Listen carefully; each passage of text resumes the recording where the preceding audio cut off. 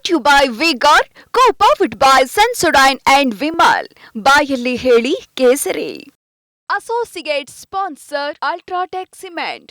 ನೋಡ್ತಾ ಇದ್ದೀವಿ, ಆದಷ್ಟು ಬೇಗ ಬರಬೇಕು ಅನ್ನುವಂಥ ಕುಟುಂಬದ ಒತ್ತಡ ಕೂಡ ಇದೆ. ಆದರೆ ಯಾವಾಗ ಬರ್ತಾರೆ ಪ್ರಜ್ವಲ್ ಅನ್ನುವಂಥ ಪ್ರಶ್ನೆ ಇದ್ದೇ ಇದೆ. ಇನ್ನು ನಾನು ಹೇಳ್ತಾ ಇದ್ದೆ, ಈ ಬ್ಲೂ ಬಾಯ್ಗೆ ಬ್ಲೂ ಕಾರ್ನರ್ ನೋಟಿಸನ್ನು ಕೂಡ ಕೊಡಲಾಗಿದೆ.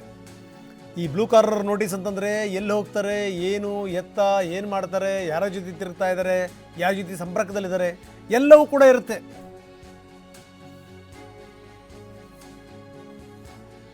ದಾಖಲಾತಿ ಪರಿಶೀಲಿಸಿ ಬ್ಲೂ ಕಾರ್ನರ್ ಸಿಬಿಐನಿಂದ ನೋಟಿಸ್ ನೀಡಲಾಗಿದೆ. ಸಿಬಿಐ ಇಂಟರ್ಪೋಲ್ಗೆ ಈಗಾಗಲೇ ಮಾಹಿತಿಯನ್ನು ಕೊಡಲಾಗಿದೆ. ಪತ್ರ ವ್ಯವಹಾರದ ಮುಖಾಂತರ ಈಗಾಗಲೇ ಅಧಿಕಾರಿಗಳು ಇದಕ್ಕೆ ಸಂಬಂಧಪಟ್ಟಂಗೆ ಮಾತಾಡಿದ್ದಾರೆ, ಒಂದು ಸ್ಟೆಪ್ಪನ್ನು ಇಟ್ಟಿದ್ದಾರೆ. ಬ್ಲೂ ಕಾರ್ನರ್ ನೋಟಿಸನ್ನು ಕೊಡಲಾಗಿದೆ. ಅಂದರೆ ಆತನ ಚಲನವಲನಗಳು ಏನೇನಿದೆ ಅದೆಲ್ಲದರ ಬಗ್ಗೆಯೂ ಕೂಡ ತೀವ್ರ ನಿಗಾ ವಹಿಸಲಾಗುತ್ತೆ. ಬನ್ನಿ, ನಮ್ಮ ಪ್ರತಿನಿಧಿ ಕಿರಣ್ ಈಗ ನಮ್ಮೊಂದಿಗೆ ನೇರ ಸಂಪರ್ಕದಲ್ಲಿದ್ದಾರೆ. ಕಿರಣ್, ಭಾಳ ಗಮನಿಸಬೇಕಾದಂಥ ಸಂಗತಿ ಒಂದು ಕಡೆಗೆ ಏನು ಅಂದರೆ, ನಿನ್ನೆನೂ ಕೂಡ ನಾವು ಯೋಚನೆ ಮಾಡ್ತಾ ಇದ್ವಿ ಬಂದು ಬಿಡ್ತಾರೆ ಅಂತ. ಆದರೆ ನಿನ್ನೆ ಬರುವಂಥ ಯಾವ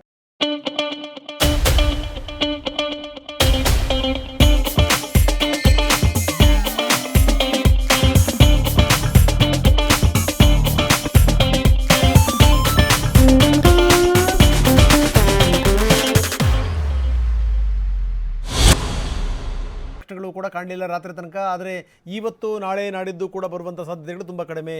ಎಲ್ಲೊಂದು ಕಡೆ ಚುನಾವಣೆ ಆದಮೇಲೆ ಬರ್ತಾರೆ ಅಂತ, ಅಥವಾ ಇನ್ನೂ ಕೂಡ ಅದನ್ನು ಮುಂದಕ್ಕೆ ಹಾಕ್ಬೋದು ಅನ್ನುವಂಥ ಮಾತುಗಳು ಕೂಡ ಕೇಳಿ ಬರ್ತಾ ಇದೆ. ಏನು ನಡೀತಾ ಇದೆ ಇದಕ್ಕೆ ಸಂಬಂಧಪಟ್ಟಂಗೆ ಕಿರಣ್? ರಂಗನಾಥ್, ಮುಖ್ಯವಾಗಿ ಈಗಾಗಲೇ SIT ಅಧಿಕಾರಿಗಳು ತಮ್ಮ ಪ್ರೊಸೀಜರನ್ನು ಫಾಲೋ ಮಾಡ್ತಾ ಇದ್ದಾರೆ. ಮುಖ್ಯವಾಗಿ ಫಸ್ಟ್ ಲುಕ್ಔಟ್ ನೋಟಿಸನ್ನು ಕೊಡ್ತಾರೆ. ಅಂದರೆ ಯಾವುದೇ ಇಲ್ಲಿಂದ ದೇಶದಿಂದ ಹೊರಗಡೆ ಹೋಗ್ಬೇಕಾದ್ರೆ ಅದು ಏರ್ಪೋರ್ಟ್ ಇರ್ಬೋದು, ಪೋರ್ಟ್ ಇರ್ಬೋದು, ಎಲ್ಲವೂ ಕೂಡ ಅಲ್ಲಿಯ ಇಮಿಗ್ರೇಷನ್ಗೆ ಮಾಹಿತಿ ಕೊಡುವಂಥದ್ದು. ಅಥವಾ ಹೊರ ದೇಶದಿಂದ ಇಂಡಿಯಾಕ್ಕೆ ವಾಪಸ್ ಬಂದಾಗ ಇಲ್ಲಿಗೆ ಅಲ್ಲಿ ಇಮಿಗ್ರೇಷನ್ ಬಂದ ತಕ್ಷಣ ಅವರ ಪಾಸ್ಪೋರ್ಟ್ಗೆ ಏನು ನಂಬರ್ ಹೊಡೆದ ತಕ್ಷಣ ಅಲರ್ಟ್ ಆಗುತ್ತೆ. ತಕ್ಷಣ ಅಲ್ಲಿದ್ದಂಥ ಆಫೀಸರ್ಸು ಸಂಬಂಧಪಟ್ಟ ಏಜೆನ್ಸಿಗಳಿಗೆ ಕೊಡುವಂಥದ್ದು. ಇದು ಒಂದು ಪ್ರೊಸೀಜರ್ ಆಯಿತು. ನಂತರ ಇದೀಗ ಪ್ರಜ್ವಲ್ ರೇವಣ್ಣನ ಮೇಲೆ ಬ್ಲೂ ಕಾರ್ನರ್ ನೋಟಿಸನ್ನು ಈಗಾಗಲೇ ಕೊಟ್ಟಿದ್ದಾರೆ ಏನು SIT ಅವರು. SIT ಅದು ಹೇಗೆ ಅಂತಂದರೆ, ಬ್ಲೂ ಕಾರ್ನರ್ ನೋಟಿಸ್ ಅಂತಂದರೆ ಈಗ SIT ಇಂದ CID ಮೂಲಕ, CID ಇಂದ CBIಗೆ ಹೋಗಬೇಕು, CBI ಇಂದ ಇಂಟರ್ಪೋಲ್ಗೆ ಹೋಗಬೇಕು. ಅಂದರೆ ಬ್ಲೂ ಕಾರ್ನರ್ ನೋಟಿಸ್ ಅಂದರೆ ದೇಶದ ಪ್ರಪಂಚದ ಯಾವುದೇ ಮೂಲೆಯಲ್ಲಿದ್ದರೂ ಆತನ ಪಾಸ್ಪೋರ್ಟ್ ಎಲ್ಲಿದೆ, ಅವನ ಲೊಕೇಶನ್ ಎಲ್ಲಿ ಅನ್ನೋ ಒಂದು ಮಾಹಿತಿಯನ್ನು ಆ ಸಂಬಂಧಪಟ್ಟಂಥ ದೇಶ ಎಲ್ಲಿರ್ತಾನೆ. ಈಗ ಎಕ್ಸಾಂಪಲ್ ಅವನು ಜರ್ಮನಿಯಲ್ಲಿದ್ದರೆ ಜರ್ಮನಿ ದೇಶದವರು ಇಂಟರ್ಪೋಲ್ಗೆ ಈ ಒಂದು ಪಾಸ್ಪೋರ್ಟ್ ಪಡ್ಕೊಂಡಿರುವಂಥ ವ್ಯಕ್ತಿ ಈ ನಮ್ಮ ದೇಶದಲ್ಲಿದ್ದಾನೆ ಅಂತ ಕಮ್ಯುನಿಕೇಟ್ ಮಾಡ್ತಾರೆ.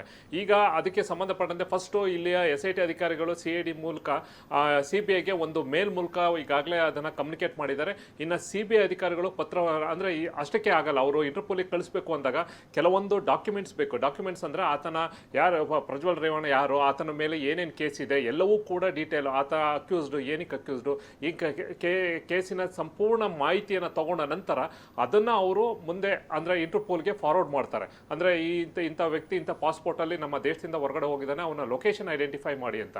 ನಂತರ ಅದಕ್ಕೂ ಕೂಡ ಒಂದು ಸಂಬಂಧಪಟ್ಟಂತೆ ಲೊಕೇಶನ್ ಐಡೆಂಟಿಫೈ ಆದ ನಂತರ ಇವರು ಅಲ್ಲಿ ಹೋಗಿ ಕರ್ಕೊಂಡ್ಬರ್ಬೋದು, ಅಥವಾ ಅದಕ್ಕೆ ಸಂಬಂಧಪಟ್ಟಂತೆ ಅವನು ಲೊಕೇಶನ್ ಆಗುತ್ತೆ.